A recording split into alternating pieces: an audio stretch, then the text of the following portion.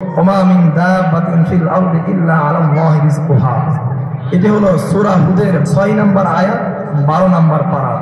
অত্র আয়াতে আল্লাহ তাআলা বলেন, পৃথিবীতে যত প্রাণী আছে সমস্ত প্রাণীর রিজিকের দায়িত্ব আল্লাহ তাআলা। রিজিক কি জিনিস? পৃথিবীতে যত প্রাণী আছে, আসমান জমিনে যেখানেই যে প্রাণী আছে প্রত্যেকেরই রিজিকের প্রয়োজন। রিজিক ছাড়া কেউ চলতে পারে না, বাঁচতে পারে না। রিজিক হলো আসমান এবং জমিনে যত প্রাণী আছে যারা খাদ্যরূপে যে বস্তু গ্রহণ করে সেটাকে বলা হয় রিজিক। রিজিকের আবার প্রকার আছে, একটা হলো হালাল রিজিক, আরেকটি হলো হারাম রিজিক। হালাল রিজিক কাকে বলা হয়? হালাল রিজিক বলা হয় শরীয়ত সম্মত পন্থায় যা উপার্জন করা হয় এটাকে বলা হয় হালাল রিজিক। আর হারাম রিজিক কাকে বলে? বৈধ পন্থায় যা উপার্জন করা হয় সেটিকে বলা হয় হারাম রিজিক। মুহতারাম হাজিরিন, যখন কোনো বান্দা অবৈধ পথ ছেড়ে দিয়ে বৈধ পন্থায় রিজিককে অন্বেষণ করতে থাকে তখন আল্লাহ তাআলার পক্ষ থেকে যে কোনো উপায়ে যে কোনো মাধ্যমে তার কাছে হালাল রিজিক পৌঁছে দেওয়া হয়। রিজিকের অভাবে কেউ মৃত্যুবরণ করে না।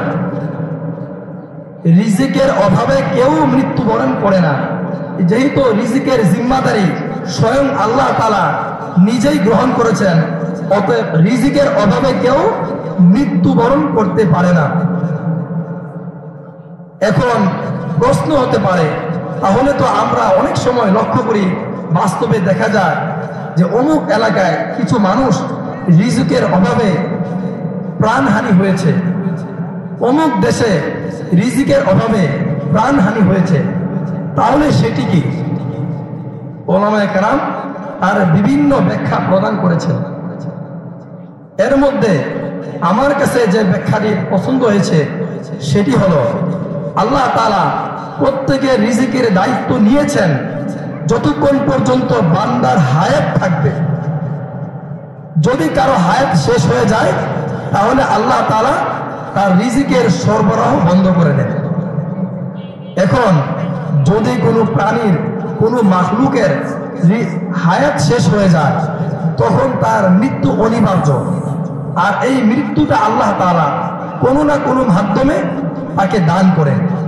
কখনো আমরা দেখি যে কেউ অ্যাক্সিডেন্টে মারা যায়, আবার কখনো দেখি পানিতে ডুবে মারা যায়, আবার কখনো দেখি অগ্নিতে দগ্ধ হয়ে মারা যায়, আবার কখনো দেখি ভালো মানুষ হঠাৎ স্ট্রোক করে মারা যায়।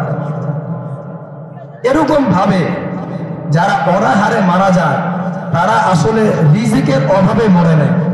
এটা হলো একটা মাধ্যম। তার হায়াত শেষ, এখন তার জন্য মৃত্যু অনিবার্য, এজন্য আল্লাহ তাআলা তার জন্য রিজিক সরবরাহ করা বন্ধ করে দিয়েছেন।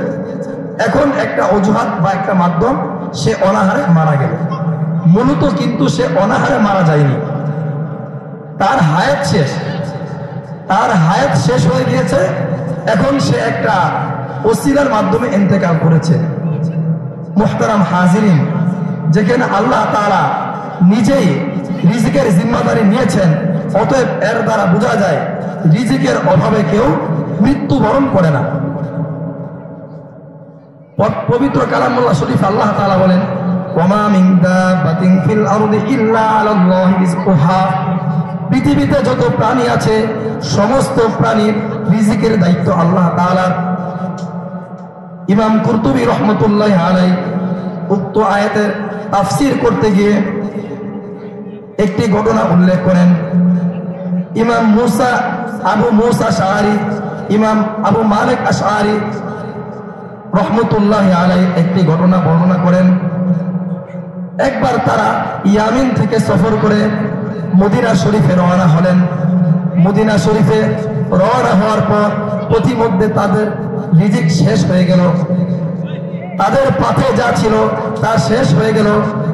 তখন তারা চিন্তা করলেন, আমাদের একজন প্রতিনিধি আল্লাহ রাসূলের কাছে পাঠানো উচিত।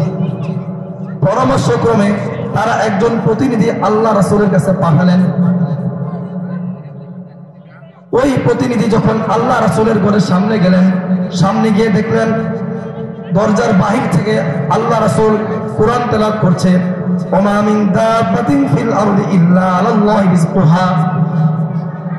এই আয়াত যখন সাহাবী শুনলেন, এই আয়াত সাহাবী শোনা মাত্র সে বলতেছে, যেহেতু আল্লাহ তাআলা সকল প্রাণীর রিজিকের দায়িত্ব নিয়েছেন, জিম্মাদারি নিয়েছেন, তাহলে কেন আমরা এখানে আসলাম? আমরা আশারি গোত্র, জীব জানোয়ার অন্য সব প্রাণী থেকে তো নিকৃষ্ট নয়। তাহলে আল্লাহ তাআলা যেহেতু সমস্ত প্রাণীকে রিজিকের দায়িত্ব নিয়েছেন, আমাদের মধ্যে আমাদের কাছেও কোনো না কোনো ভাবে আল্লাহ তাআলা রিজিক পৌঁছে দিবেন। সেই আত্মবিশ্বাস নিয়ে সে ফিরে গেলেন। ফিরে গিয়ে তার গোত্রের নিকট তার লোকদেরকে বলতেছে, তোমরা শোনো, তোমাদের জন্য সুসংবাদ। লোকেরা তাকে জিজ্ঞাসা করলো, কি সুসংবাদ নিয়ে এসেছ? সে বলল, আল্লাহর পক্ষ থেকে তোমাদের জন্য সাহায্য আসতেছে।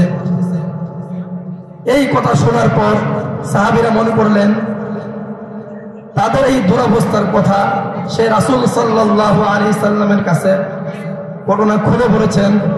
আর রাসূল সাল্লাল্লাহু আলাইহি সাল্লাম তাকে আশ্বস্ত করেছেন হয়তো খাবার পাঠাবেন। তারা এই বিশ্বাস নিয়ে বসে রইলেন। বসে থাকার পর কিছুক্ষণ পর দুইজন ব্যক্তি হাড়ি ভর্তি গোশত নিয়ে আর রুটি নিয়ে উপস্থিত হলেন। তারা মনে করেছে হয়তো রাসূল সাল্লাল্লাহু আলাইহি সাল্লাম পাঠিয়েছেন, আসলে কিন্তু রাসূল সাল্লাল্লাহু আলাইহি সাল্লাম পাঠান নাই। কিন্তু তারা এই মনে করে তারা সকলেই তৃপ্তি সহকারে এই রুটি এবং গোশত আহার করলেন। আহার করার পর তারপরেও অনেক গোশত এবং রুটি অবশিষ্ট হয়ে গেল। তারা পরামর্শ করলেন, যেহেতু আমাদের প্রয়োজন পুরা হয়ে গেছে, এখন এগুলো রাসূল সাল্লাল্লাহু আলাইহি সাল্লামের কাছে পাঠিয়ে দেওয়া উচিত।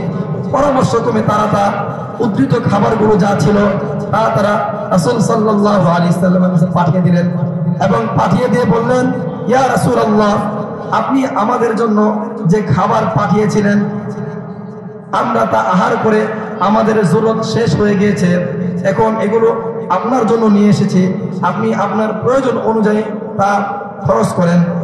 রাসূল সাল্লাল্লাহু আলাইহি সাল্লাম বলেন, আমি তো তোমাদের জন্য কোনো খাবার পাঠাই নাই। তারপর ওই সাহাবী এই সমস্ত ঘটনা খুলে বললেন যে আমরা তো ইয়ামান থেকে এসেছি, প্রতিমধ্যে আমাদের আহার সব শেষ হয়ে গেছে, আমাদের একজন প্রতিনিধি আপনার কাছে পাঠিয়েছিলাম, সে গিয়ে এই সংবাদ দিল।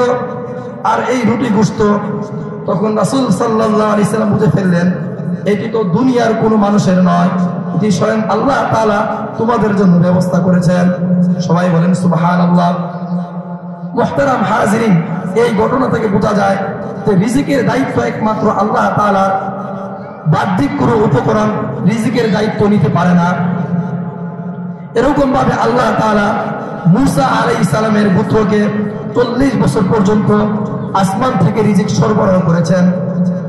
এরকম ভাবে আল্লাহ তাআলা ঈসা আলাইহিস সালামের উম্মতকেও আসমান থেকে ভুনা গোশত, ভুনা মাছ এবং রুটি পাঠিয়েছেন এবং তাদেরকে আসমানি রিজিক প্রদান করেছেন।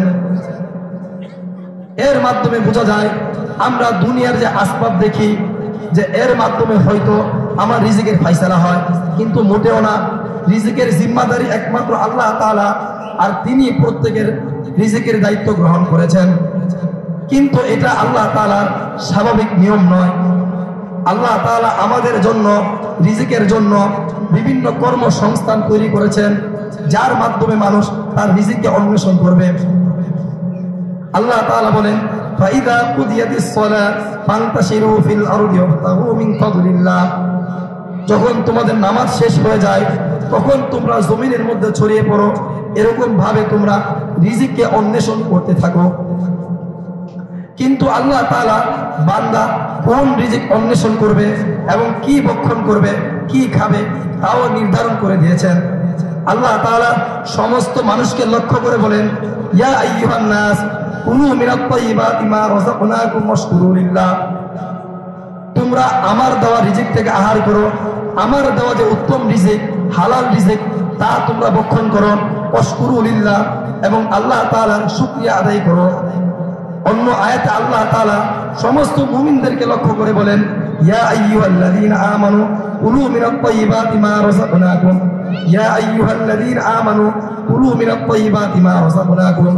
হে ঈমানদারগণ, আমি তোমাদেরকে যে রিজিক দান করেছি সেখান থেকে তোমরা উত্তম রিজিককে তালাশ করো এবং উত্তম রিজিক ভক্ষণ করো।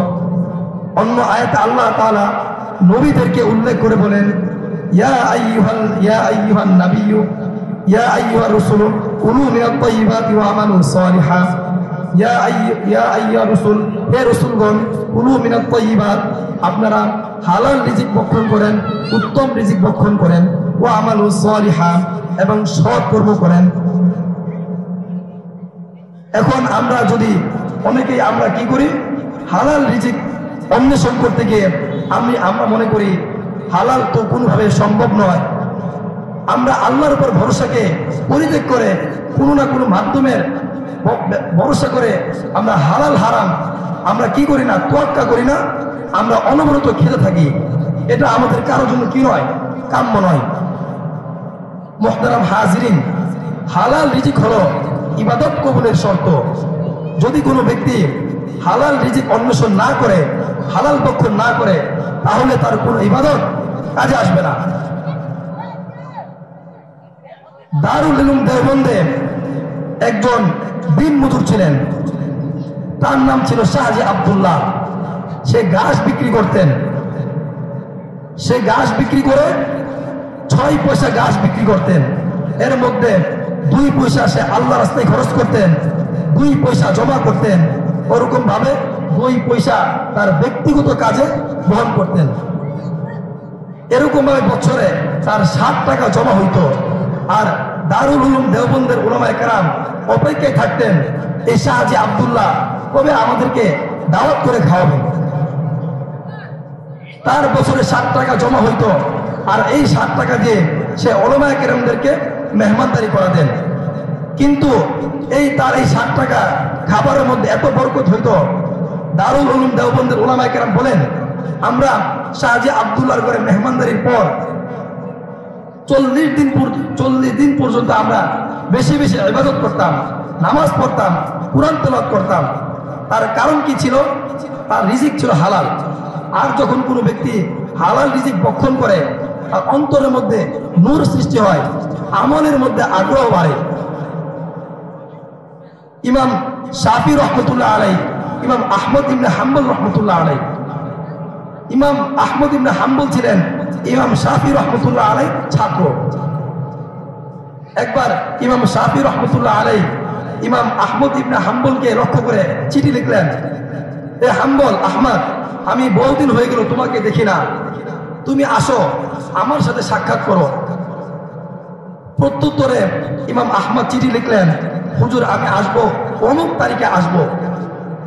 ইমাম আহমদ ইবনে হাম্বল চিঠি লেখার পর ইমাম শাফি রহমতুল্লাহ আলাইহি তার আমির উমারা ছাত্রবৃন্দ নিয়ে ইমাম শাফি রহমতুল্লাহ আলাইহিকে স্বাগত জানানোর জন্য ওই দিন ওই সময় অনুযায়ী শহরের বাইরে গিয়ে অপেক্ষা করতেছিলেন। কথা অনুযায়ী ওই দিন ইমাম আহমদ ইবনে হাম্বল তিনি আগমন করলেন, আর তাকে স্বাগত জানানোর জন্য ইমাম শাফি রহমতুল্লাহ আলাইহি শহরের বাইরে অপেক্ষা করতেছিলেন। ইমাম আহমদ ইবনে হাম্বল যখন আসলেন, তখন তাকে স্বাগত জানিয়ে ইমাম শাফি রহমতুল্লাহ আলাইহি বাড়িতে নিয়ে আসা হলো। ইমাম শাফি রহমতুল্লাহ আলাইহির ঘরে তার জন্য মেহমানদারির ব্যবস্থা করানো হলো। যখন তাকে ঘরে নিয়ে গেলেন, তার জন্য খাবারের ব্যবস্থা করলেন। ইমাম আহমদ ইবনে হাম্বল তিনি এরকম ভাবে শাফি রহমতুল্লাহ আলাইহির ঘরে খাবার খেলেন যেন তিনি 7 দিনের ভুখা, আত্মতৃপ্তি করে তৃপ্তি সহকারে খাবার খেলেন। খাবার খাওয়ার পর তার জন্য শোয়ার ব্যবস্থা করা হলো।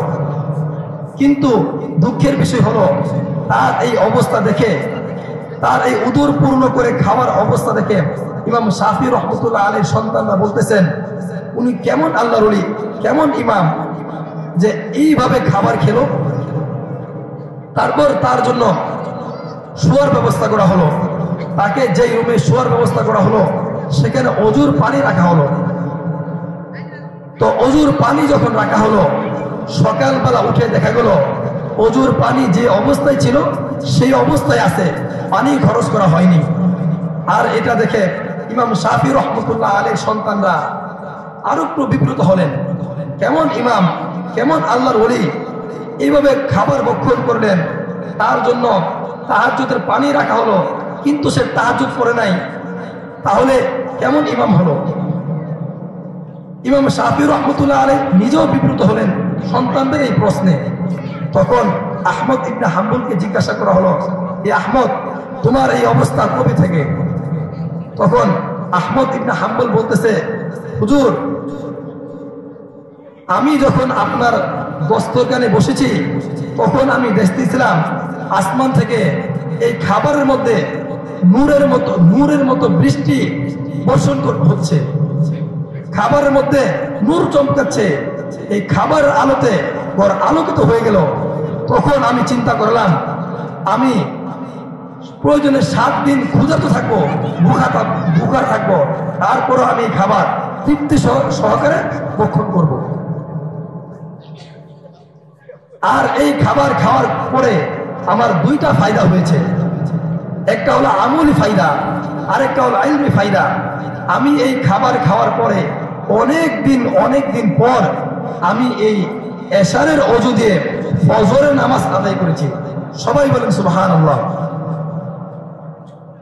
কিন্তু তারা ভাবতেছিল হয়তো তিনি তাহাজ্জুদ পড়ে নাই, কিন্তু তিনি কি করেছেন? তাহাজ্জুদও পড়েছেন, ফজরও পড়েছেন, ফজরের ওযু দিয়ে তিনি তাহাজ্জুদ পড়েছেন। বলল আমার 2টা ফায়দা হয়েছে, একটা হলো আমলি ফায়দা, আরেকটা হলো ইলমি ফায়দা। আজকে এই খাবার খাওয়ার পর আমি সারা রাত ঘুমাই নাই, আমি একটা আয়াত থেকে 100 মাসআলা নির্গত করেছি। আজকে রাতে আমি একটা আয়াত থেকে 100 মাসআলা কি করেছি? নির্গত করেছি। তাহলে বোঝা যায় হালাল রিজিকের কি বরকত। হালাল রিজিক হলো ইবাদত কবুলের শর্ত। যদি কোনো ব্যক্তি হারাম খায় তাহলে তার ইবাদত কি হবে না? কবুল হবে না। এরকম ভাবে হারামের পরিণতি কি? যদি কোনো ব্যক্তি হালালকে ছেড়ে দিয়ে হারাম ভক্ষণ করে, তাহলে হাদিসের মধ্যে এসেছে লা ইয়াদখুলুল জান্নাতা জাসাদুন গুযিয়া বিল হারাম, ওই সমস্ত শরীর জান্নাতের মধ্যে প্রবেশ করবে না যে শরীর হারাম দ্বারা গঠন করা হয়েছে। মুহতারাম হাজিরিন, যখন কোনো ব্যক্তি হারাম ভক্ষণ করে তখন এই হারাম খাদ্যের প্রভাব তার গোটা শরীরের মধ্যে ছড়িয়ে যায়।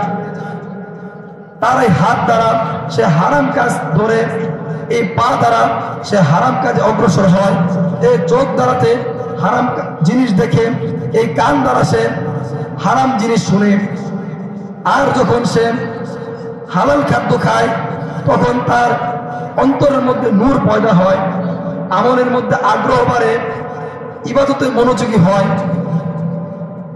এরকম ভাবে যদি কোনো ব্যক্তি হারাম উপার্জনের মাধ্যমে কোনো পোশাক পরিধান করে, হাদিসের মধ্যে এসেছে মানিস তারা তাওবান বিআশারতি দারহিমা ফাবিহি দিরহামুন হারামুন লাম ইয়াকবালুল্লাহু তাআলা সালাতাহু মা দামা আলাইহি। যে ব্যক্তি 10 দিরহামের বিনিময়ে একটি কাপড় ক্রয় করলো কিন্তু তার মধ্যে একটি দিরহাম ছিল হারাম, এই কাপড় পরিধান করার কারণে তার কোনো আমল জান্নাতে যেতে পারবে, তার কোনো আমল আল্লাহর দরবারে কবুল হবে না। আমি আপনাদেরকে আরেকটি ঘটনা শোনাই। আফগানিস্তানের বাদশা আব্দুর রহমান দোস্ত মোহাম্মদের একটি ঘটনা। সে তার সন্তানকে যুদ্ধে পাঠিয়েছেন। যুদ্ধে পাঠানোর পর সমস্ত জায়গা থেকে খবর আসতেছে যে তার ছেলে যুদ্ধের ময়দান থেকে পলায়ন করেছে, সে যুদ্ধে পরাজয় বরণ করেছে। এই সংবাদ শুনে বাদশা চিন্তাগ্রস্ত হয়ে গেলেন, সে চিন্তায় পড়ে গেলেন। তার বিবির কাছে এসে বলতেছেন, চতুর্দিক থেকে সংবাদ আসতেছে আমার ছেলে পরাজয় বরণ করেছে, যুদ্ধের ময়দান থেকে পলায়ন করেছে, কিন্তু তার স্ত্রী বলতেছে তা কখনোই হতে পারে না, আমার এই সন্তান যুদ্ধের ময়দান থেকে পলায়ন করতে পারে না।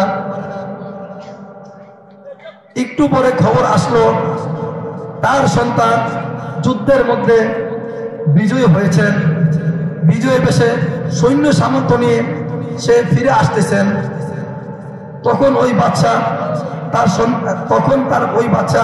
তার স্ত্রীকে প্রশ্ন করলেন, সারা দুনিয়া থেকে সংবাদ আসতেছে আমার ছেলে যুদ্ধের মধ্যে পরাজয় বরণ করেছে, আর তুমি বলতেছো আমার ছেলে যুদ্ধের মধ্যে পরাজয় বরণ করতে পারে না, এর রহস্যটা কি আমি তোমার কাছে একটু জানতে চাই।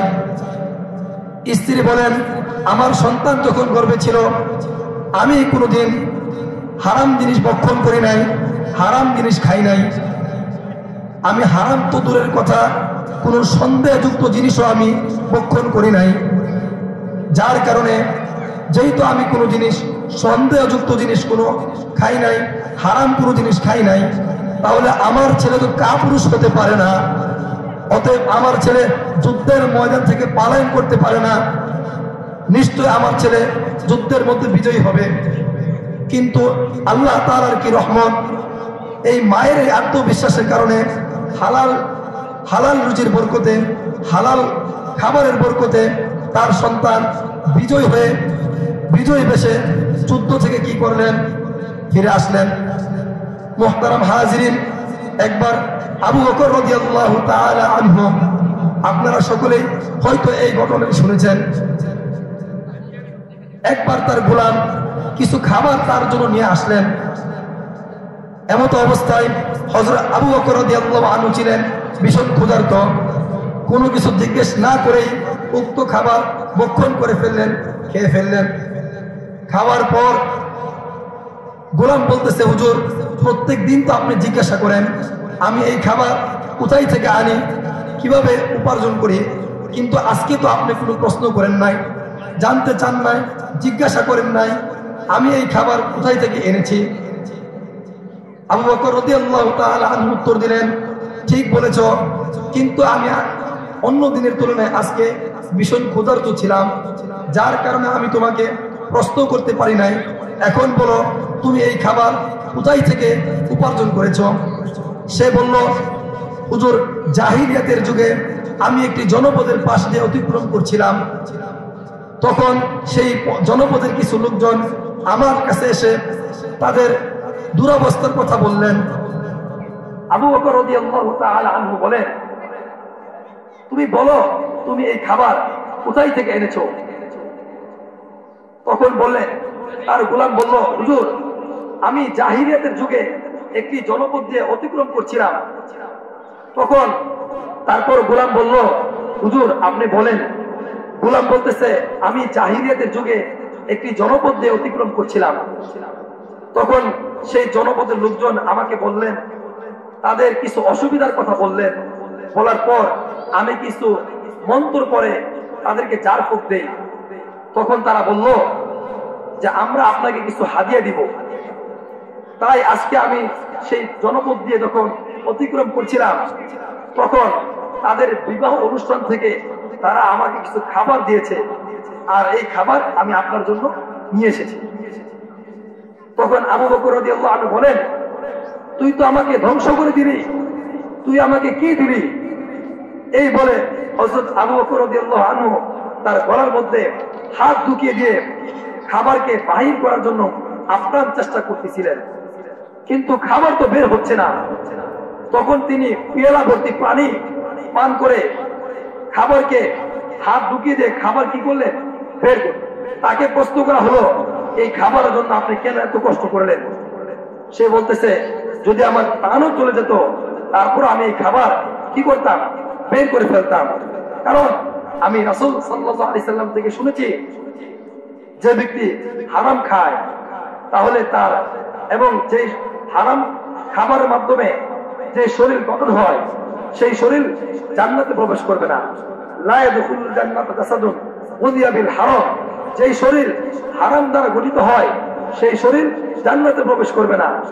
মুহতারাম হাজিরিন, সাহাবায়ে কেরাম কিভাবে হালাল হারাম বেঁচে চলেছেন। আজকে আমি আপনি আমরা নির্দ্বিধায় হারাম ভক্ষণ করছি, কোনো চিন্তা নেই, আমরা সবাই উদাসীন। অতএব আমাদের উচিত হলো হারাম কি করা, পরিত্যাগ করা। যখন কোনো বাবা মা হারাম খায় তখন এই আসর তার সন্তানের উপর সেই প্রভাব পড়ে। হযরত আশরাফ আলী থানভী রাহমাতুল্লাহ আলাইহি একটি ঘটনা বলেন। এক ব্যক্তি বিবাহ করেছেন, বিবাহ করার পর তার স্ত্রীর গর্ভে একটা সন্তান জন্ম নিল। স্ত্রীর গর্ভে স্ত্রী যখন গর্ভের মধ্যে সন্তান ধারণ করলেন, স্ত্রী তার স্বামীকে বলতেছে, এ আমার স্বামী, আমার গর্ভে তো একটি সন্তান এসেছে। তখন তারা স্বামী স্ত্রী উভয়ে প্রতিজ্ঞাবদ্ধ হলেন, আমরা এখন থেকে হারাম খাবার ভক্ষণ করব না। যদি আমরা হারাম খাবার ভক্ষণ করি তাহলে এই প্রভাব আমাদের সন্তানের মধ্যে পড়বে। এই পরামর্শ অনুযায়ী স্ত্রী হারাম কি করলেন, পরিত্যাগ করলেন। হারাম পরিত্যাগ করার পর স্ত্রী বেঁচে চলতেছে, হারাম ভক্ষণ করেন না।